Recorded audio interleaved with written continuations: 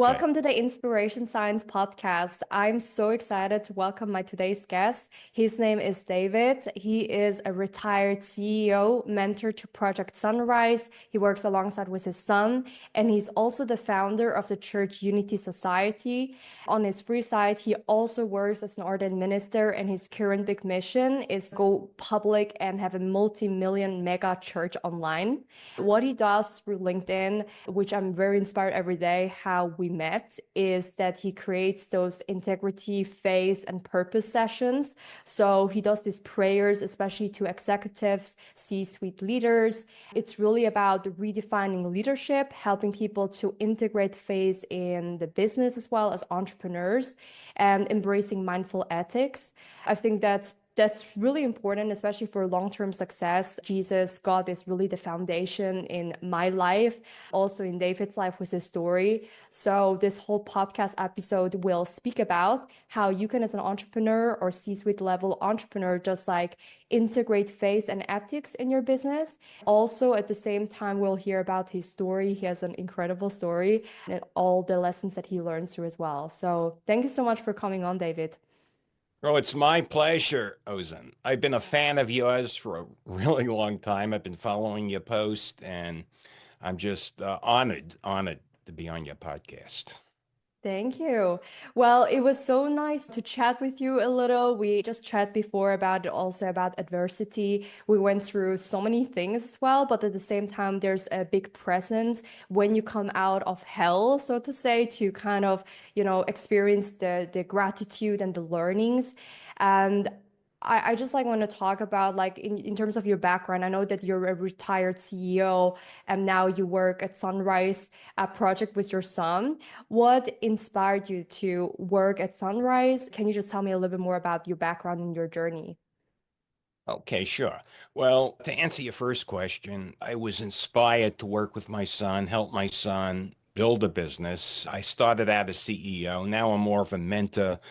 We'll say a consigliere. I help him out on the volunteer, and I'm doing a lot of volunteering because I Mm. really want to see him get successful. I'm very dedicated to the green energy movement. I think it's very important that we save our planet. We conserve our resources. I think God wants us not to treat planet Earth as a garbage pail. There's some people that believe, I believe to a degree, there's global warming. We're changing our environment. We really need to be less dependent on fossil fuels. I don't think we're ever going to be 100% solar or 100% nuclear or fusion, but the more we move in the direction of green energy, the better it is for our planet. That's to answer your first question. The second question is you want to know about my journey. Well, I'm David Vogel, and that's a very, very long question to answer. I mean, my journey started when I was very young. I grew up as an Orthodox Jew in an Orthodox Jewish environment. When I was 26, I got baptized. I accepted the New Testament. I accepted Jesus. Just recently, June of 2023, I started doing sermons live on LinkedIn. A very, very fine coach, Shanae Murray. I mean, she basically told me I have to go live. She beat me up and said, David, you need to go live. I was very reluctant at first because going live, you make a lot of mistakes and you can't edit out your mistakes. But I can tell you this, since June 2023, I've been live 6 days a week. Every day I missed one day. That was circumstances beyond my control. But I've been Mhm. live every day, and I'm here for people at 7 a.m. to give them 7 to 10 minutes of God. I do Bible studies now at 7:30 a.m. on LinkedIn. I'm looking to build a church online. Of course, that's a big, big project, but I believe God will be with me. And obviously, I'm looking for board members. That's real important. Me, myself, and I don't make up a church. And Mm. I'm looking for people to help. So if there's someone out there that has a calling and they want to serve God, they could always get in touch with me on LinkedIn. I like your journey around where you mentioned also the faith with Jesus and how that evolved throughout time. Because I had earlier a discussion about someone who asked me, when Christians say, I gave my life to Jesus, what does that mean? Because in some cases, it comes across that the moment you gave your life to Jesus, it's like, oh, I have this big transformation, and then XYZ happened, and I let go of XYZ. I always tell people it's not an overnight thing, because even when you give your life to Jesus, it's like the very beginning when you walk in Christ, and it's not just a point to get delivered, but like walk in dominion, and you keep praying, you keep serving, and it's a constant evolution. Can you share a little bit about your journey, how you transformed from Orthodox Jewish to Christianity, and what compelled you to do this change in your religion? Started out as an Orthodox Jew, which is basically the Bible. It's the Old Testament. As I evolved, as I got older, I read the New Testament.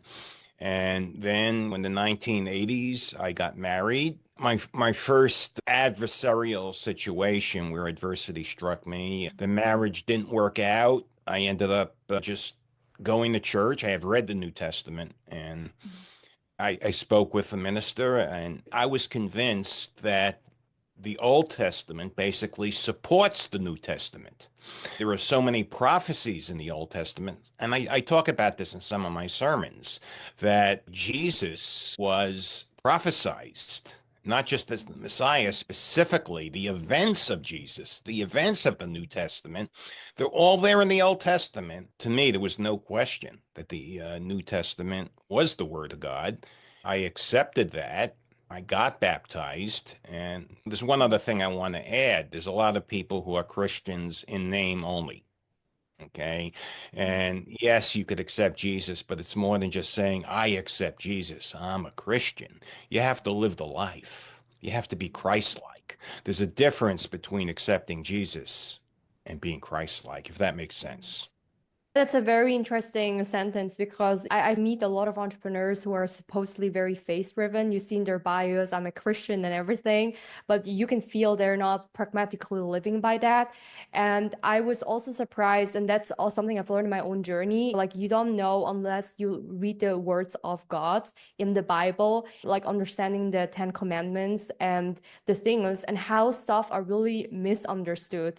What are some of the Biblic teachings and things that you maybe in the beginning misunderstood? Like, what were some of your realizations and some of your favorite parts of the Bible that really stood out in your journey for you? Well, my favorite part of the Bible is treat your neighbor like yourself. We're all neighbors. Right now, here in the United States, the big issue is immigration. Look, there are a lot of criminals that were let into our country illegally, and they were let into our country, and they are committing chaos. They are committing crimes. They are, raping our daughters. They're killing our sons, and that's not good. But by the same token, there are millions, millions more of Mhm. good people, immigrants, who are our neighbors. And we have to treat them with compassion. We have to treat them with love and empathy, because a lot of these people have it really, really bad south of the border. I mean, I have a daughter. If I had a daughter in Mexico and the cartel was eyeballing her for nefarious purposes, to be quite honest, I don't care about American law. I'm going to do what I have to save my daughter, if that makes sense. So I have compassion, I have empathy for these people. One of the key elements of the Bible is when Jesus talks about treating neighbors as ourselves, treating foreigners in a proper manner. That's something that I've been preaching about, I've been writing about, and it's something I feel in my heart. Yeah. Defines true Christianity, because we can't turn a blind eye to our Mexican neighbors. We can't say they're not our people. There are some people that are saying the Americans are more important. Well, we're a global community. We're all important. I'm not saying the Americans are not important. I'm not saying our people are not important. Everyone's important in God's eyes. Now, true, there are a lot of criminals, and we shouldn't be letting criminals in, but we shouldn't be focusing on the bad element. We should be Mhm. focusing on helping people. And the bad element, the criminals, just like American criminals, they're just as bad. I wouldn't want to be the victim of an American criminal. It's not going to make me feel better that that person who tried to shoot me or rob me was an American, if that makes sense. Yeah. Yeah, it's so true. I think it's so important to have this self-compassion love for ourselves, for other people. I think it's something that through adversity, I've learned personally a lot of self-compassion because I'm like really hard on myself with certain achievements and things. And I know that you mentioned something in your story that really like stood out and shocked me. And it says that you spent 11 years in prison for a crime that you Yeah. didn't commit. I mean, it's really extreme. Can you talk a little bit more about this part of your story and what happened? Oh, absolutely. To give you some background, most of my life, I've been a very, very successful entrepreneur. I was 12 years old. I was running, and this was in the 70s. I'm 64 years old. I was running mail order ads. By the time I was 14, I was making as much money as my father. But the time I was 16 years old, I was making more than my dad. I was very successful. I was making a few $1,000 a week, which back in 1976 for a 16-year-old kid was a lot of money. Okay. Then, later on in life, I was married. Most of my life, I've been in my own business, always successful, following the law. When I was a kid, I admit I did a few bad things. Well, let me confess here. I wasn't the best kid. As a teenager, you might say I was a scoundrel. And I got away with it because in the 70s, I mean, the criminal justice system was really, really bad. You could do a lot of bad things. You could commit murder and get 5, 6 years. I didn't do that, but I wasn't the most honest businessman. But then when I became religious, when I accepted Christ, when I got baptized in my 20s, I always was a very ethical business person. I mean, mindful ethics, that was always on my mind, treating people right. And I was always very, very successful. And Mhm. I started a business back in 2000, the year 2000. I had an online medication business, an online medical clinic, but it was not just online. What we did is we accepted patients, pain patients online, but we sent a doctor or a nurse to someone's home, just like an insurance company sends a doctor or a nurse to someone's home to do a physical. And we performed a physical examination. We took blood, we took urine, and we basically conducted a very thorough examination, but it wasn't the doctor that was prescribing the medication. The business model I discussed with my attorney. His name is Douglas Grover. He was a very good attorney. He was the deputy chief of Bobby Kennedy's organized crime strike force. He prosecuted the hierarchy of the New York Mafia. Okay. Okay. Very, very sharp guy. And he contacted the government on my behalf and discussed the business model. He took my business model, put it in writing, and asked for an opinion. And they could not say, he testified at my trial. I went to trial. Okay. He testified at my trial that the government could not say I was doing anything illegal. Moreover, the government had a website which described the pain business and the procedure for prescribing pain medication. This website was done in cooperation with some of the top universities here in the United States of America. Doctors, top people, they all contributed to the website. And the protocol on the website was the exact protocol they later prosecuted me for. They took down the website. The website disappeared. It's like you're shooting at a goal and they move the goalpost. When the facts don't fit the theory, discard the facts. And that's what they did. They discarded the facts. They took down the website. The very protocol that Mhm. they approved of, that they had on the United States of America had on their government website, was the same protocol they prosecuted me for. I went to trial. If I didn't go to trial, I would have got a slap on the wrist. They offered me a plea that was literally a Mhm. slap on the wrist, but I didn't want to take a criminal conviction. I didn't believe I was a criminal, and I Mhm. still stand by my innocence. Obviously, it was very disruptive in my life. going to prison, especially for something that I believe was ethical, I believe was 100% legal. What was like their main argument why you were like why they saw you as a criminal? I'm not sure to follow that part. Their argument was that my doctors were writing prescriptions for medication outside the usual course of professional practice. That's a very subjective standard. Is it because you're not like officially a doctor in that case? Or like is it No, about the person's background or like because you just like outside of the usual like the dosage or like the things, the information that they had a problem with, or is it about your background? to clarify, I wasn't a doctor. The doctors wrote the prescriptions. Yeah. That wasn't the legal issue.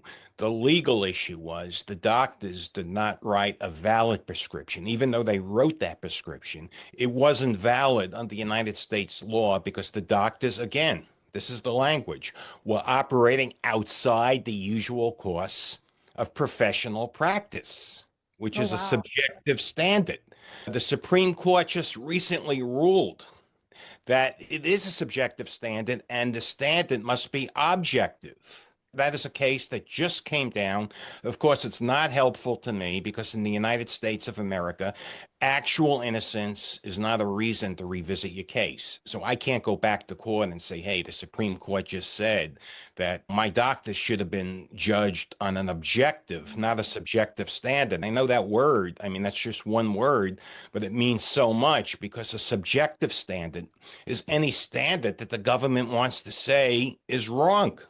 They basically said my doctors aren't acting like doctors. This is wrong. The crux of their case, according to the government, was that the doctor and the patient didn't physically meet, but we had insurance type nurses or doctors in some cases, most cases, registered nurses or nurses, go out to the patient and conduct the physical. We took blood. We did a Chem 28 blood test. We drug screened our clients.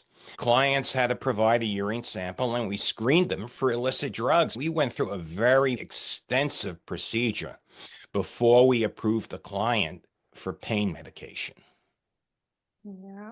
Okay. Wow.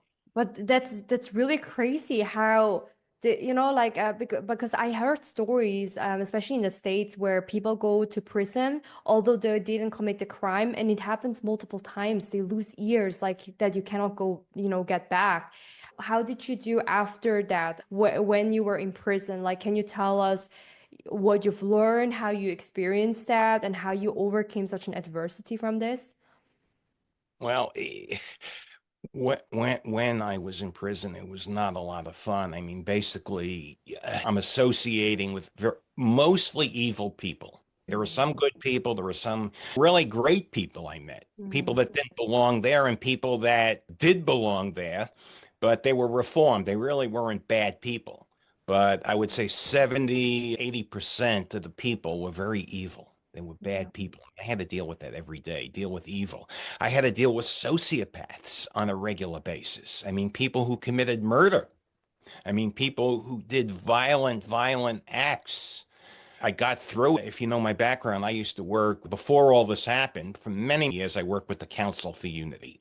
I was actively involved mentoring gang kids and getting them to make peace instead of fight. That's what Council for Unity does. We go into schools and kids, when I say kids, they're kids, they're 16, 17-year-old kids, but they're into some violent acts. These are drug dealers. These are kids involved in organized crime. These gangs like the Bloods, the Crips, the Latin Kings, they commit violence against each other over territory. My involvement was sitting down with these kids and getting them to make peace. And we were very successful. We turned violent adversaries into a band of brothers. So I had a background, working with the sociopathic mind. That got me through. I got through dealing with a lot of violent people in one piece. I mean, nothing really happened, but yes, I mean, it was very upsetting to my life. 11 years of my life being away from my children, getting divorced, losing my wife. Wow, but what happened with your child during that time when you were in prison? I have 5 children. Wow, you have even five. Wow. My oldest children, they were already teenagers. One of my sons was already 20. He went to medical school. He wasn't really affected. My youngest son, Ethan, was 10 years old, and my daughter, Caitlin, was about 13. They went through a lot of adversity. My ex-wife struggled. She wasn't good at my family. When I was successful, they had everything. I did everything for my family. I had a $4 million apartment at Trump Tower. I had a beautiful home in New Hampshire. I took care of my family. They had everything they needed. And then they were struggling, and my kids were struggling. And yeah, I mean, they had enough to eat. They had food, but they had little else.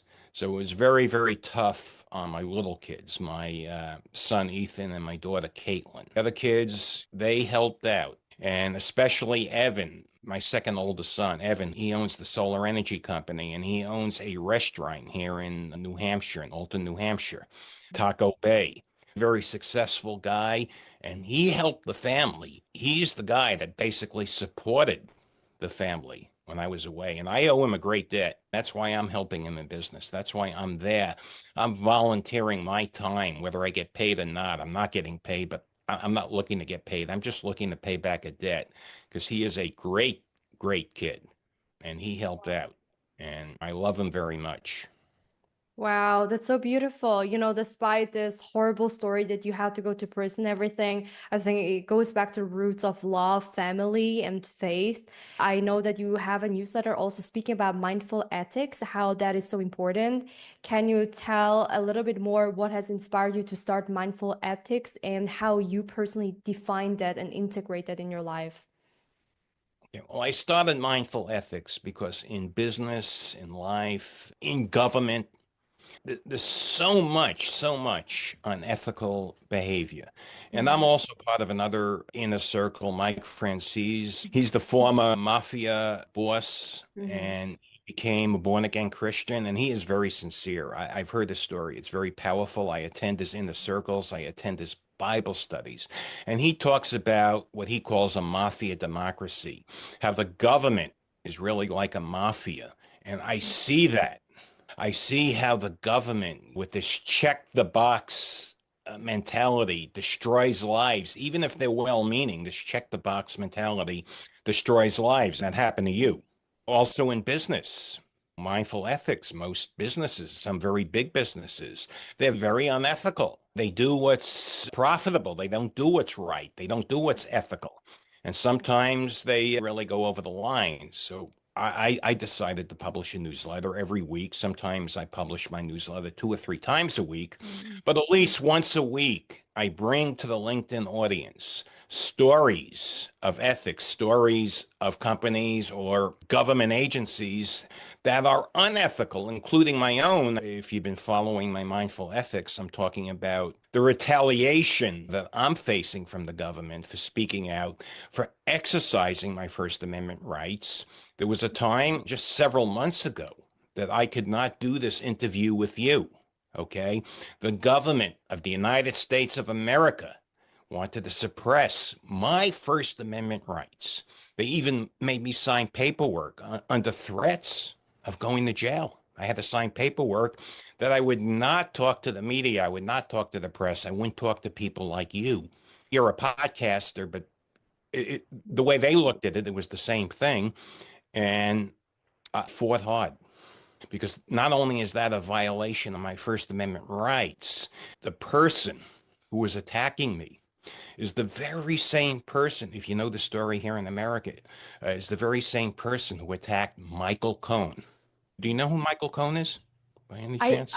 The name it rings a bell, but I don't know too much about him. Okay. I think Mi- I just like heard the name, but like not much information about him. Michael Cohen, he was Donald Trump's attorney.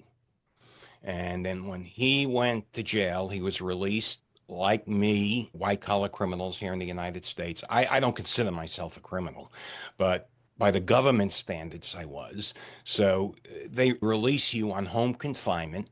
Well, when Michael Cohen was on home confinement, he was getting ready to release a book. about his experiences with Donald Trump. He was getting ready to appear on podcasts like I'm appearing here right now with you.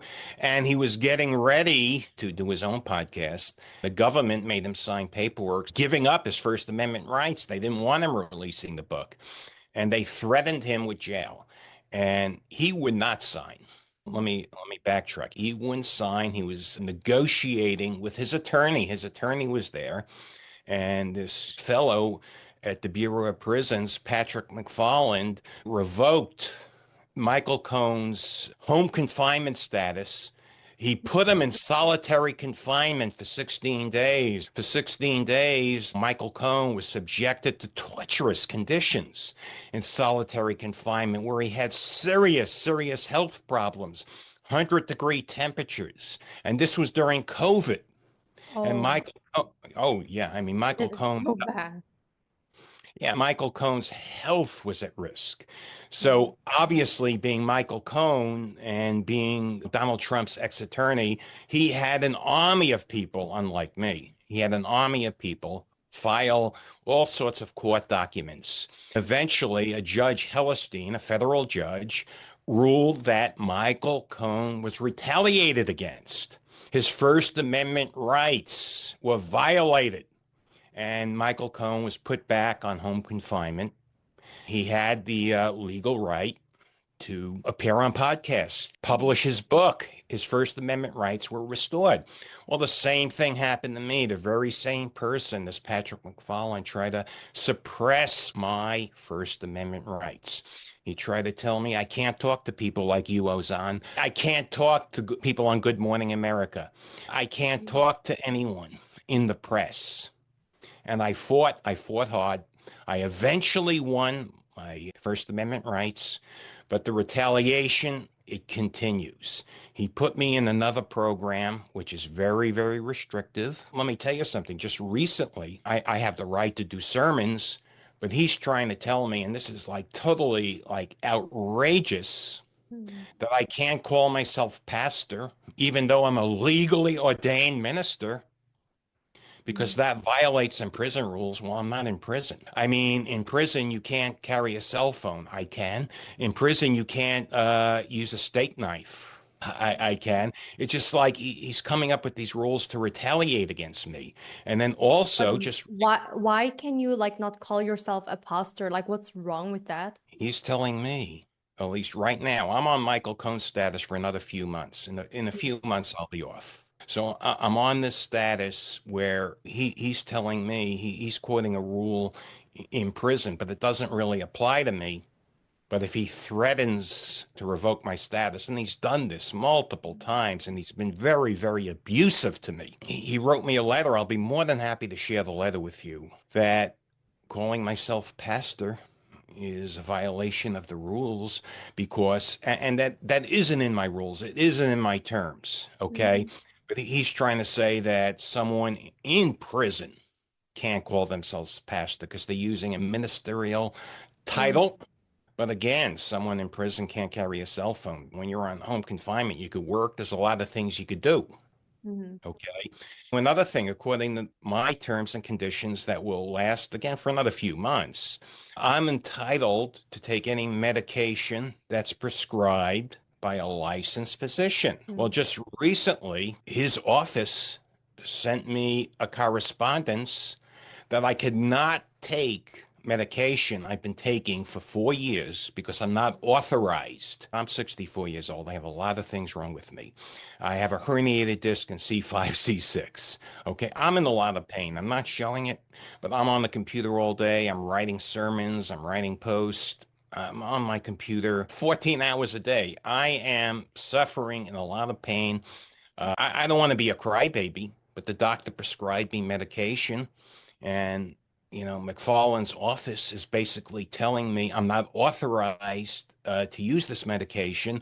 If I use this medication, I could go back to jail for 3 or 4 months, even though a doctor prescribed it, and the terms and conditions of my home confinement allow me to use medications It doesn't Mm, allow me to use illegal drugs. I'm not asking to use an illegal drug, but this is a legal medication.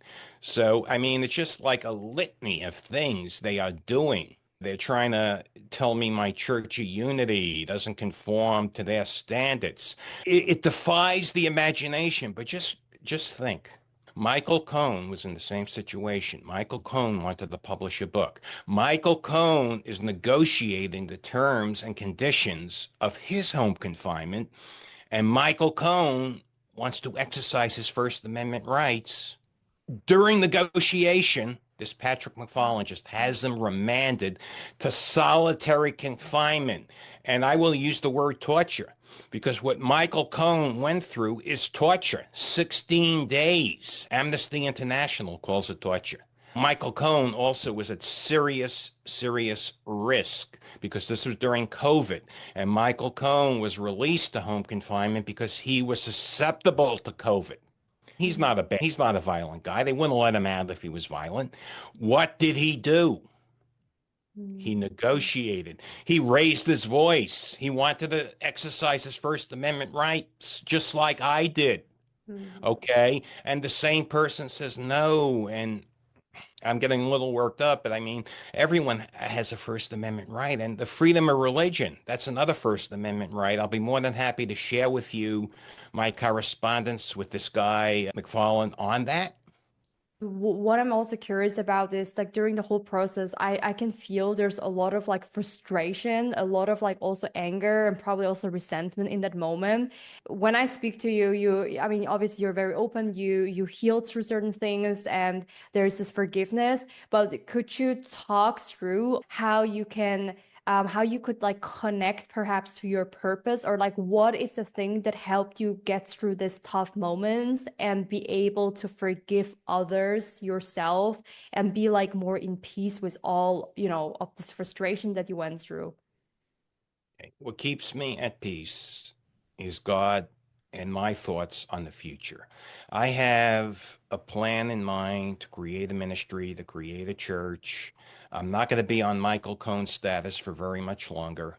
I believe I'm going to create a mega church online. I pray every morning and I'm at peace. I'm not really angry. I can't say I'm angry. I am frustrated. Okay. It's frustrating because I'm dealing with these government officials that are very myopic in their thinking. I mean, let me look at it from his point of view. Okay. Sometimes do that. To his point of view, I'm a lowlife. He probably thinks I'm a crook. Okay. Even though even the government didn't accuse me of stealing money. I'm very honest. I'm very meticulous when it comes to money. I've always been very ethical in business. I'll never, ever lie to someone and I'll never cheat anyone. But from McFarland's point of view, I'm a low-life criminal. It's us and them. He's been in the system, he told me, like 25 years, so he's seen a lot of evil. And I could resonate with that because being in prison for that long, I've seen a lot of evil.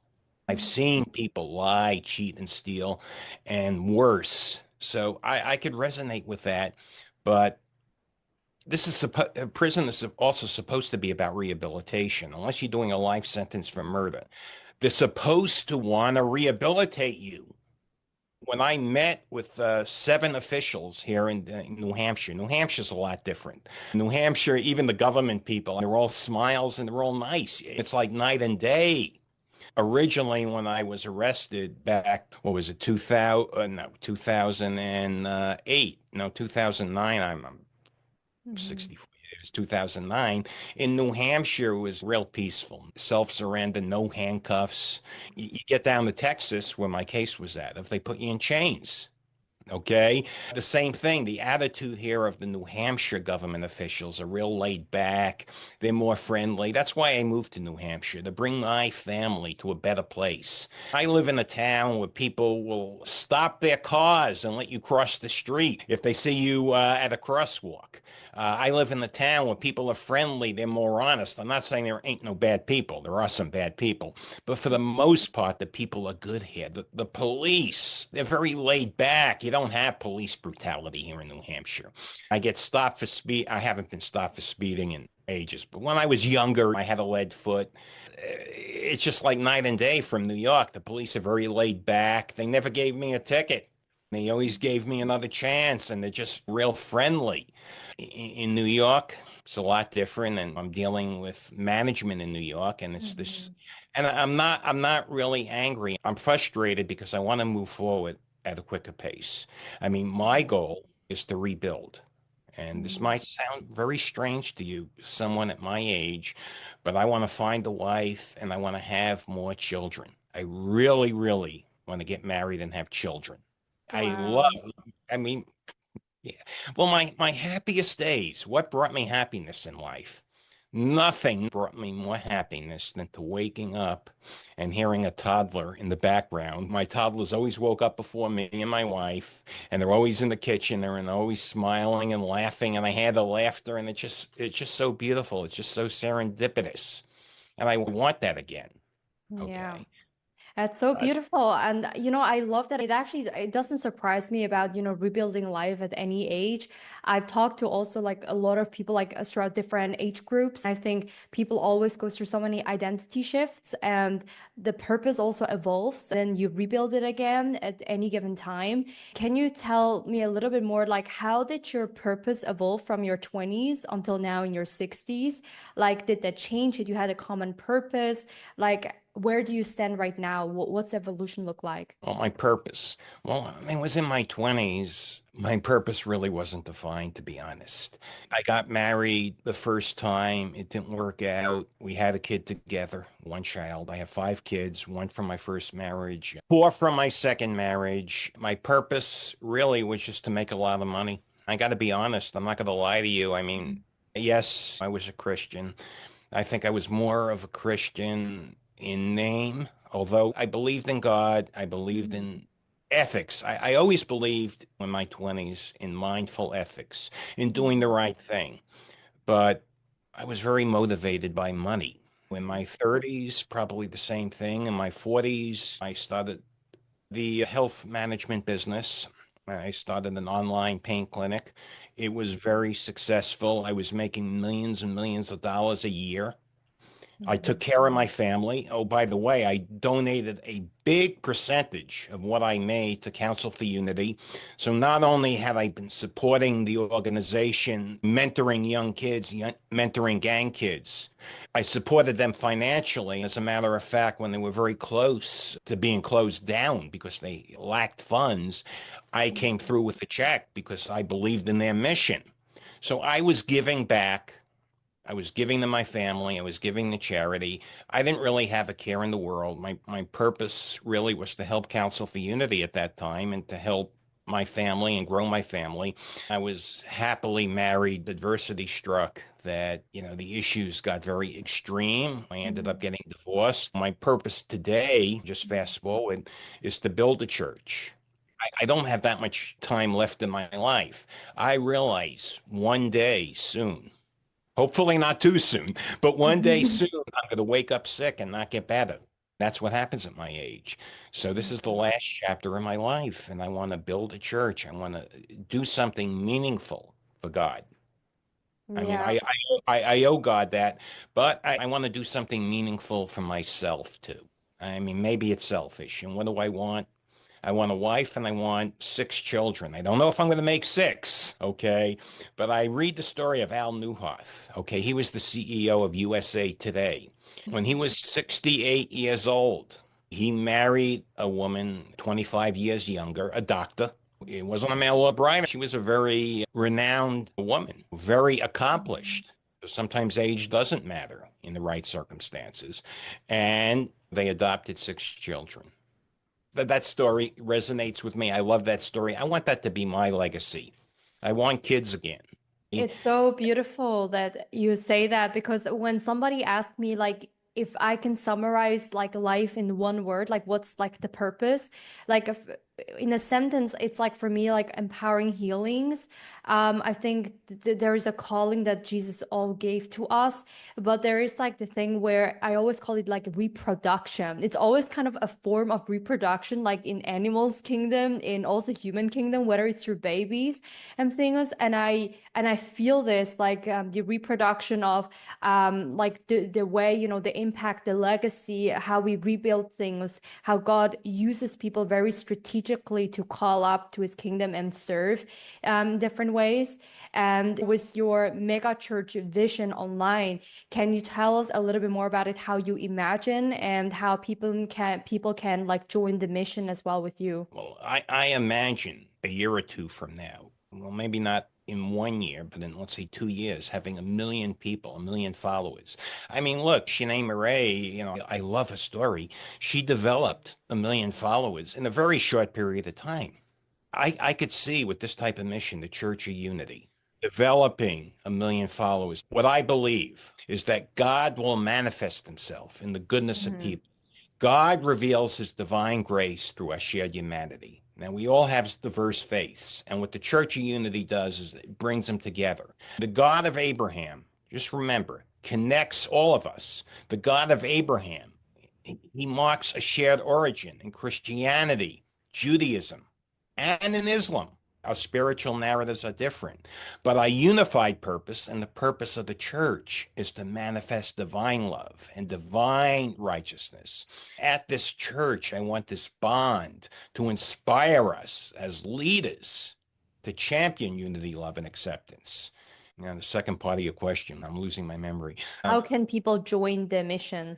Right now, I'm in my infancy. I have one person who has stepped up and wants to be a board member. I really need 5 board members. I need 4 more people to join me, people that want to serve God, people to be on the board and make this dream a reality. And as a board member, what role would that person take on? Can you share some examples so people can imagine themselves if they see themselves as a board member?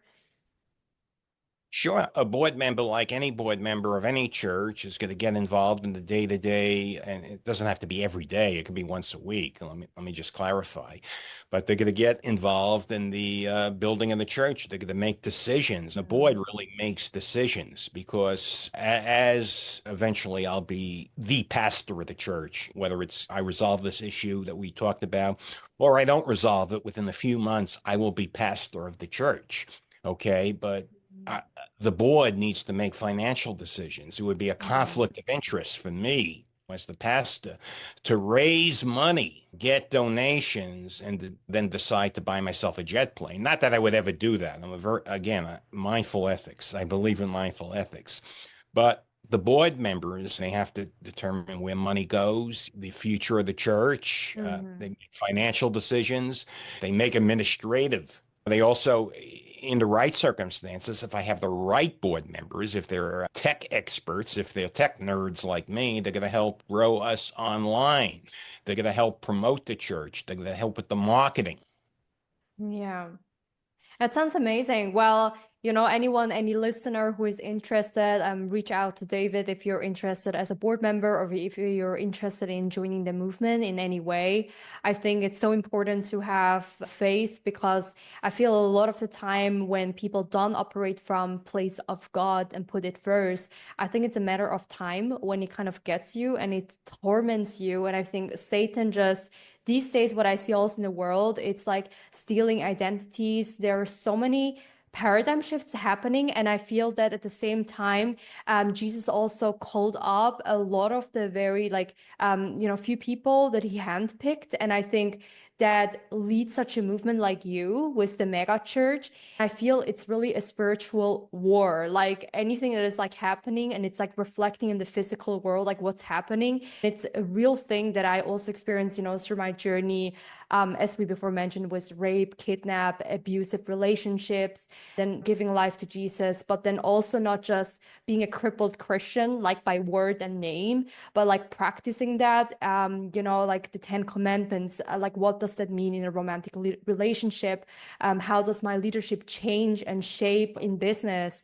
I think a lot of the things that I've also struggled and sometimes people confront me with, which I'm also curious to hear your perspective, is that many Christians, they think that they shouldn't talk about money. They think they cannot be profitable and do certain things, or they feel very restricted, that like Bible is very restrictive. But it is not the case. I mean, like freedom, there is a definition that people really misunderstand with that. And you know, a lot of figures in the biblical figures as well, they were really wealthy, and there is a way to make money so the source of God, and it's about what you do with it when you have a calling. So like what did you had any, you know, these confrontations or perspectives where you balance profitability as a business owner, but then also you're faithful and that's okay? Like, what's your view on this?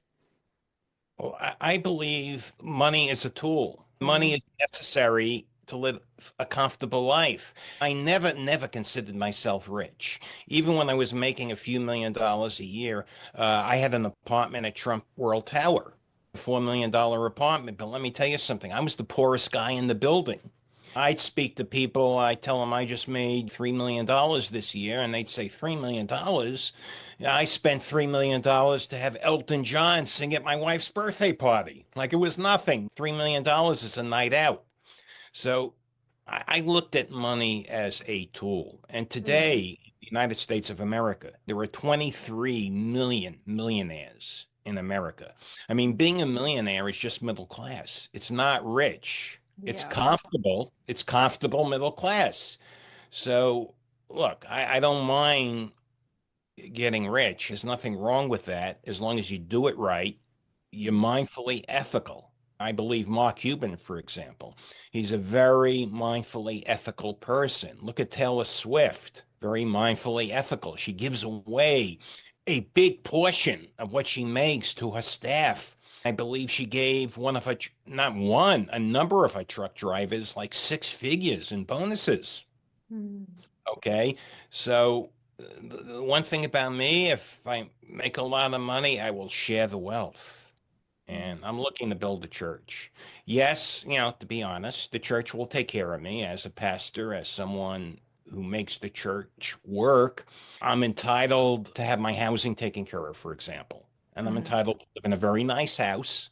I'm not saying I want to live in something substandard, but I give it my all. I always give it my all. I mean, yeah. I'm working 14 hours a day, Ozzin. I'm up at 4 a.m. I'm on the internet. I'm on LinkedIn. I'm preaching at 7 a.m. And Mm, I envision preaching continuously for the rest of my life. Just remember, mm, I missed one day since June 2023. Since Shanae Murray, God bless her, she beat me up and said I had to go live. I mean, you mm. don't say no to Shanae when she's insistent. And Yeah. I went live, okay, in June, and I made the commitment to her to go live 6 days a week, which I've Mm, done since June. I'll be there Sunday. Saturday's my day off. Today's Friday. Sunday, I'll be there at 7 a.m. I'll be mm, live on LinkedIn at 7:30 for a Bible study. I just made the commitment to do Bible mm, study. So I'm committed. I'm committed to God. I'm committed to the ministry. I'm committed to bringing people to God. I'm mm, committed to mindful ethics. I'm committed to myself. And you mentioned earlier being angry. I don't want to be angry at anyone because I resonate with some of these people. And the man that is retaliating against me right now, I mean, the mm, man that has taken me off my pain medication, causing me pain. And I mean, I bring this up because I can't see any reason whatsoever why I have to be in pain.